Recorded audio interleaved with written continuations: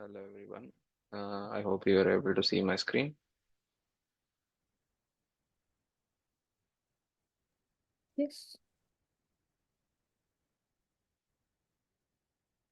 So when we talk about the AKS concepts, the advanced ones which we wanted to discuss in this session is networking. And first we need to understand what type of use cases will be utilized in terms of networking. When we want to control it's clearly mentioned in the documentation instead of me talking more on that. But there are a few concepts which you need to be aware in terms of networking and where do we use that, how do we implement those, and all that. In this session, we'll first focus on how we can, what it is, and all that, and then how we'll focus in the next sessions, how we can implement those. I will see if I can cover maximum of it, but I'll try to speed up the course in terms of uh, just giving an overview and all that. The further debugging, I would leave it to you guys to learn and further from there. But I will show you what concepts and how the interview would be focused on and all. So if I open directly from Google and Azure Kubernetes Service Learn from the documentation, and there's nothing on the tutorials point of view on a networking end. But if I go into the concepts front and I open networking, let's start touching the first networking concepts. And as we keep going on, I would like you to explore on CNA network, services, ingress and egress, that all these things, whichever we have to explore, are covered in this stuff. Now, if we look at the documentation itself, it is clearly saying if you are going with a container from a microservices based approach to be application running on a Kubernetes component, that is AKS from the Azure end, what are the networking scenarios you would be encountering? You wanted to connect to or expose your applications internally within your internal network or exposed to external network, that is public network, or to the other ends like on-prem and all that organization. How do you do that? So that's where networking, AKS networking concepts will help you in to do achieve this. Next one, if you want to build highly available applications, what is highly available applications? You can't just run couple of nodes or pods, right? Uh, you wanted the traffic to be distributed across the different pods and different nodes that are running and all that. Now you configure a load balancer for your application to do that. And along with it, you can configure just not when we talk about a load balancing solution in terms of Azure, you only see a layer 4 load balancing and all that, right? But you can also configure layer 7 load balancing solutions and all that. Layer 7 based application routing requests to be routed to your applications that are running in your cluster and all that. That all configuration setup that will be done within the Azure AKS itself, Azure Kubernetes Service itself. Now, in that kind of, how do you do this? Through the again networking concepts which are there. If you wanted to restrict the flow of network traffic between the pods or nodes, you wanted a granular access in terms of like you want to expose the pods to the external or internal network and all that, or you want to control specific traffic flow only to specific, because there are different types of pods which you can define, and only specific pods have to communicate to specific ones. That things will happen if we talk about an application way of looking at it. You would be able to understand that there's a front end, there's a back end, or you call a business logic layer, whatever it is, and there's a data tier layer, which is database and all that. Now, all these are pods. This is a type 1 pod, this is a type 2 pod, this is a type 3 pod, and you only want front end to communicate to back end, not to the data tier. And the data tier should be only communicating with the back end, not the front end. and they should these two are not exposed to external traffic. Now, when you wanted to configure all this, that's what is it? You want to restrict the flow of network traffic between in or into the pods, the nodes. Then how do you manage it? That also we are going to talk about that. Now you configure the ingress traffic, what is incoming uh, and what is outgoing, and you wanted HTTPS traffic to be terminated before it has been terminated means you wanted to do that SSL termination. That's a language of removing the encryption and then going ahead and sending the actual HTTP request to the components or applications to send it back the response. So this will decrease the load or performance, increase the performance of the application when we wanted to do. So all these kind of things, see, when you wanted to configure everything, the networking concepts which are there or the networking configurations which are there will help you to achieve this. And let me explain that once. As I said, we'll only focus what are those in this session, and next session I'll try to see if I can cover most of it, how to do that, implement and all that. Okay. So few components which you need to be aware is at Kubernetes nodes, which are nothing but end of the day machines. Nodes are nothing but the VMs. And when VMs are being configured in Azure, what happens? You will have a virtual network. Now, when you configure Kubernetes cluster, you will be seeing two options in terms of Calico, Azure CNI, and Calico. While we configuring the cluster, we'll get into more definition. But so you will see the virtual networks, nodes, Kubernetes components that we'll do, and inside the worker nodes, because end of the day you are not focused on control plane, you are only focused on worker nodes. That is where your pods, everything, your applications, everything are running in those. So the worker node, what is there, which will manage the network in worker node? Kubernetes kube proxy component, and that's where they're trying to talk about it. This kube proxy runs on each node and is responsible for providing whatever necessary network features which you wanted to configure for achieving our use cases we just spoke some time back. Now coming to what functionalities are there in that. So first things which are there is load balancer. We can configure a load balancer solution that will distribute our network traffic across the various resources is meant to nothing but the pods or nodes, whatever it is. Ingress controllers.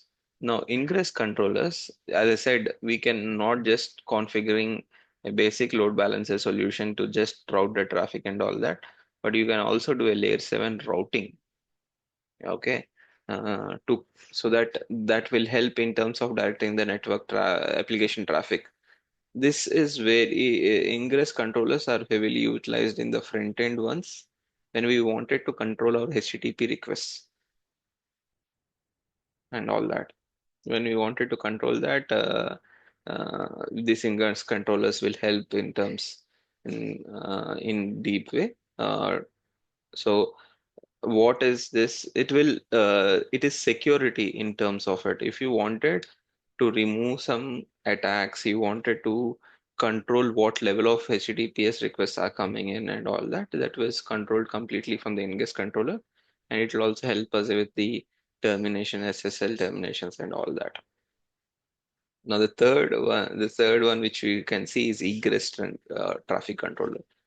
You wanted to control outbound traffic. That means whatever is incoming, we are trying to control that from the load balancer and ingress controller, everything. Whatever you wanted to send from the pods, it has to send to outside. This is specifically egress controllers are being configured when it is not within internally you wanted the pods to communicate, but there are certain outbound destinations the pods has to communicate. That could be multiple reasons. The pods why it has to communicate.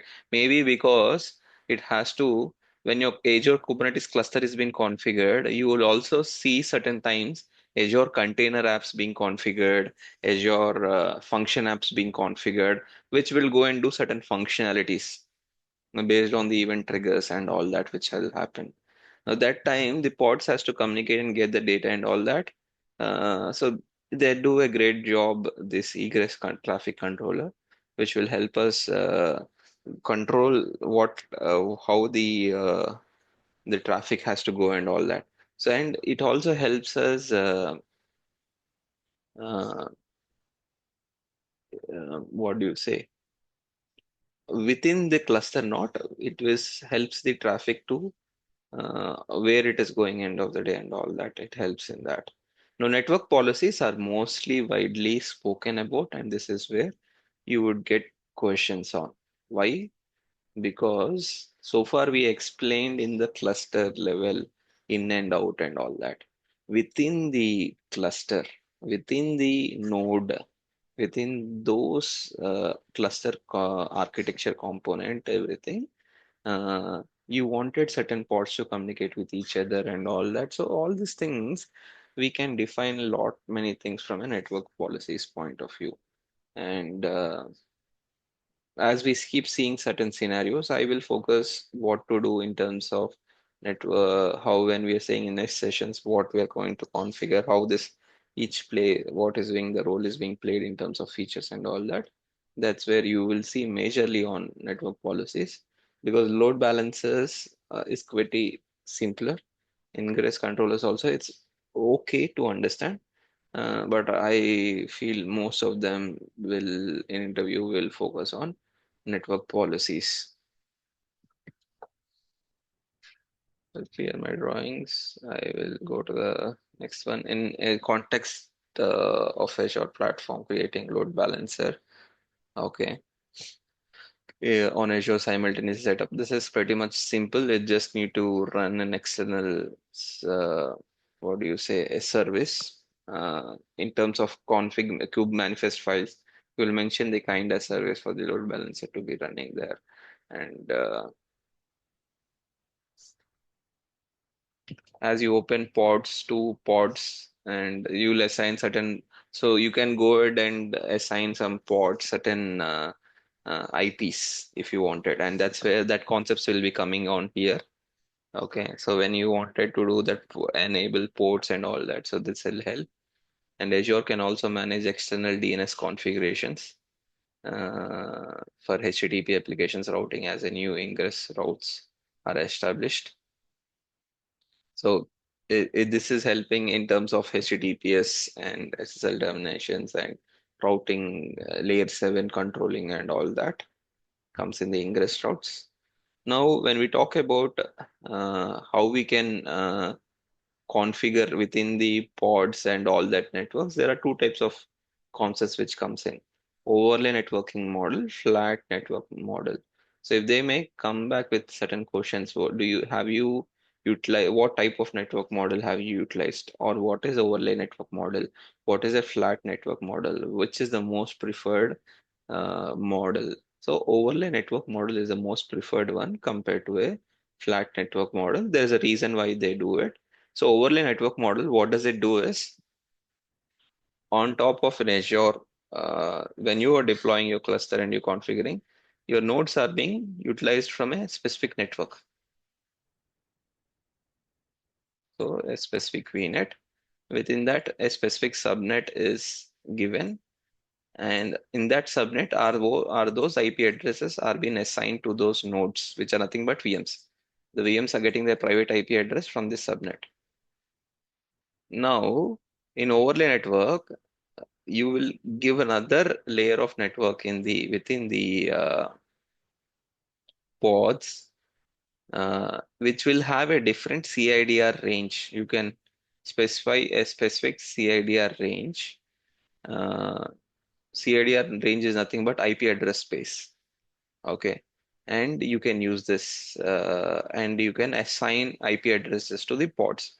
That's an overlay network model.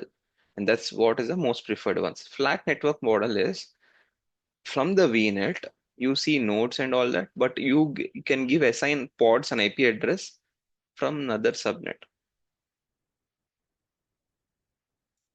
The problem with a flat network model is when you're giving an IP address directly from the subnet, it is in some whoever is accessing that VNet or have access to that VNet can also able to access that pod. So your cluster is in fact not a secured one. Then why there is this so and so one configured? Now your pod is something that is running, um, you because your network is designed in that way, and you want, which is a private network, and you wanted your network has been connected to some other ones, and now the external services that the cluster has to component conf is con uh, the external services which are configured within the private network. Okay, now those are not available in the public. Then your VNet is being linked to that network, and when your pods have to communicate to that external services which are within the internal private network in a whole organization, that is when we can actually use a flat network model. But even that can be achieved with the overlay network model, but you need to do some extra layer of configurations. And if it is a simpler application and you don't want it to use a complicated strategy, configurations and all that, that's when flat network model is given. But even they were trying to say the same thing. Flat network model in assign IP addresses to pods which are running in nodes from a subnet which is within the same Azure virtual network. So uh, and any traffic leaving your clusters isn't SNATed. Okay. Uh, so it is coming directly within the IP address, and that means it's your destination is directly being exposed. Your pod's IP address is getting exposed because they're coming from a same virtual network and all that. It is not having a same IP address range and all that. So this model can be useful for scenarios where you wanted to expose your pod IP address to external services. Okay, your cluster is should be communicating to other services, and they are being hosted in entirely different cloud or a different environment or a different network and all that, which is internally communication and all that. That's when you would prefer, but that too can be achieved, as I mentioned, from an overall network. So complexity is the question there. You don't want that level of complexity, but you just wanted your network to be internal and all that. You don't want to be exposed to a public network and all that. That's when you could achieve all these things. Discussions comes in that way. Now, so four concepts which you need to really be aware is load balancer, ingress, egress, and network policies. And that the majority I would definitely give is network policies, and load balancer is also used. But in terms of security, this is the one which is playing a role. These two are playing a role in terms of distributing the traffic and making the services being available accordingly. So they're talking about control egress in more detailed way. How because when you're trying to talk about external DNS configurations and all these things, ingress is coming in, but where it has to go to specific FQDNs and all. So we are defining that entirely from the cluster angle. And so in scenarios, you would definitely get a better understanding over this. Network security groups, which we generally have Azure networking security groups, generally we use it for virtual machines, or we use it for controlling the traffic, what ports it has to communicate and all that. We can similarly do that here. Those are being configured to your virtual machines or your virtual subnets in a network, and there you can configure NSG, inbound rules and outbound rules, everything. Mm, I've seen both. They're using NSGs and they're using network policies. Uh, that NSGs are more in an high level way where based on the environments, they wanted to govern the entire traffic to be flow, how it should be happening and all that within an Azure environment on all that. That's when we see NSGs. But within the cluster, I wanted to configure and all that. That's where network policies comes in. So this is more in terms of networking energies is between communication between nodes and all that. So let me show you. So there are multiple nodes and all that, or you have node pools. There is node pool one, there is node pool two. So the energies will help us managing the traffic between the nodes or between the cluster, entire cluster point of view and all that. But within the cluster, the pods will be, there will be a lot of front ends, back ends database. If you see, even they are trying to talk the same thing here. By default, all pods in AKS clusters can send, receive traffic without limitations within the cluster. That is, by default, all pods can limit without any limitations. But if you wanted to configure, define rules that pods have to communicate in so and so order, which I just mentioned, that the front end should be only communicating with the back end, and back end should be only communicating with database, and database should be only communicating with back end, not the front end and all that. That's when you can use network policy. That's a Kubernetes feature which will help in doing it. So when you explore, I would recommend to get an idea on load balancer, ingress controllers, and network policies, more on it, and what is the difference between a flat network model and overlay network model. Uh, See the scenarios and try to practice the scenarios of configuring network policies. Because one common question they will ask you is, between a pod to pod, how can I restrict the traffic? Nothing but network policies. Between the cluster and all that, I would say definitely network security groups. I'll use NSGs to control the traffic within the outside the cluster, I mean within the nodes and all that. In generally, the network to be secured, and the Kubernetes cluster where it has been spinned up for the worker nodes and all that. I'll manage that to NSG. But within, when I spoke within what pods, how the cluster, the pod communication should happen and all that, I will define through network policies. This is it. So you, uh, I want you to guys, because this is a very short session. The reason is because it may be so new to you guys right now hearing this. Okay. So I want you to spend some quality time to debug, to do a deep dive on understanding these concepts and all that. Because tomorrow we'll have less time. In the next session, we'll have less time in terms of showing. I'll directly jump into how this is how I'll configure network policy. This is how I will go and configure inbound rules and outbound rules. This is how I'll set up a load balancer.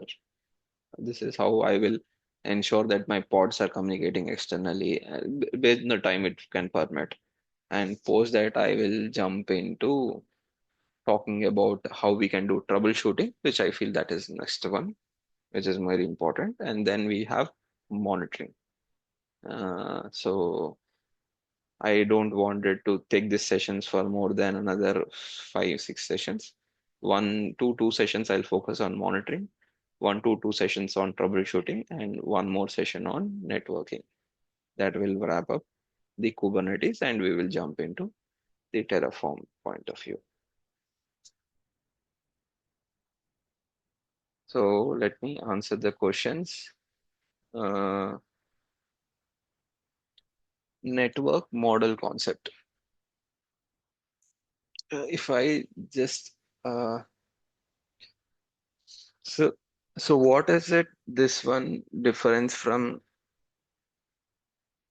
network policies. See, network policies is like configuring set of rules.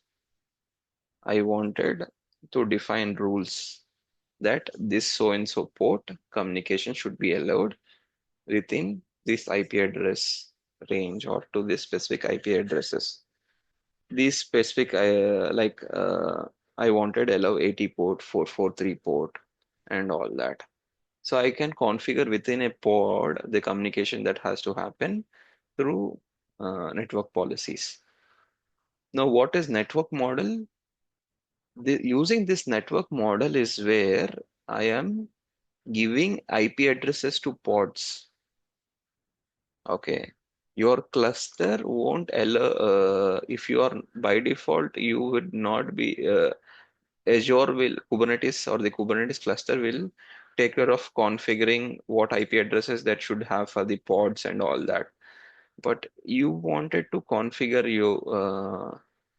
you wanted to control that one and assign your pods. There could be one or more pods on a node, each nodes, right? And those pods have one or more containers. So the pod is the one which will like a front end one. So if you see previously when I tried to run an application deploying the Kubernetes cluster, I was there is a front end store and back end store and all that, right? So let me show that tutorial. There it is. Now there is a storefront which is acting as a front end. This is when I try to spin up and deploy it, you'll see storefront one pod, one thing one is running as one pod, and this is running as one pod, and all that. They can communicate with each other. If I don't wanted the communication to happen between product service to order queue, between product service to order service, and all that, then I will use network policies to manage it. As simple as that. Now, where is networking model, overlay network and flat network model is coming in? When I have the Kubernetes cluster, and in this Kubernetes cluster, there are nodes which are running these things, these pods. These nodes, whichever I said, these pods, whichever I said, which are running like storefront and all that, that can run in one node, everything, or two, three nodes they can run simultaneously. It's based on Kubernetes will take care of it. I don't need to worry about it. Now, flat networking model is helping, the networking model is helping me to give pods an IP address. Okay, if I use an overlay networking model, what is happening is these IP addresses will be assigned to pods from a different CIDR range than the net VNet. So net VNet, what is VNet? Virtual network from Azure. It will have a different IP address space. So you will be probably giving 10.0.0.0/24 or 16, whatever it is, how you would create. And within that one, you will have your subnets configured within your VNets. And you would want, when you take an overlay network, it will take a different CIDR range than this one. When it is a flat network model, you are giving IP addresses to pods from within this IP address range because you're taking an IP address from a subnet of that VNet. But whereas in overlay network, that's not how it is. It will create another level of CIDR range, a virtual CIDR range network, and from there you can give IP addresses to your pods. Now, because of this, what happens in networking concepts fundamentals, there is a concept called, okay, that if two devices have to communicate with each other, they should be part of same network. How they can be part of same network in terms of when they are in the same network. So if you're in same VNet and all that, they're in the same IP address range and all that. That means this is assigned 10.0.0.1, 10.0.0.2. Then they communicate with each other because NSGs are there where there is a default rule that VNet to VNet communication can happen. But when you are configuring your pods with a different CIDR range and all that, NSGs will not be filtered, NSGs can't be managed anymore. And you would definitely, means you will specify, you need to specify specific CIDR ranges are only allowed and all that. Otherwise, that communication won't happen. Uh, and when you're configuring between nodes or node pools and all that. So it's a very complicated one. So I'm saying that flat network is not helping that one, is entirely taking within this IP address range of VNet itself from a specific subnet, whichever is there in from that VNet, that IP addresses are being assigned to the pods, whichever you can see. It's very less complicated to configure And when you wanted to do such way, you can do it. But the only problem with this flat network model is you're trying to give an IP address which is existing from this VNet, and that is being exposed. That means that destination is being, the pod is being exposed to the entire other services which are there in your VNet, which could be something else, right? There could be VMs in that VNet. There could be other devices in that VNet. So far, why are we using Kubernetes cluster and all that? Because they're more secure. What is happening within that cluster, no one will get to know, or everything, and Kubernetes only knows that and all that. Now, when you're exposing your pod's IP address to outside to the cluster, that means to network, and all the services in that network can access that pod, then there is no security. Uh, so internal facing applications, so your cluster is within the internal network and is not exposed to internet and all that. So usually that point of time, I've seen cases they use flat network model is what I wanted to say.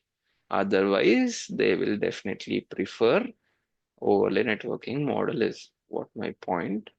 And overlay networking model is where they're more focused on how do I set up an overlay networking model.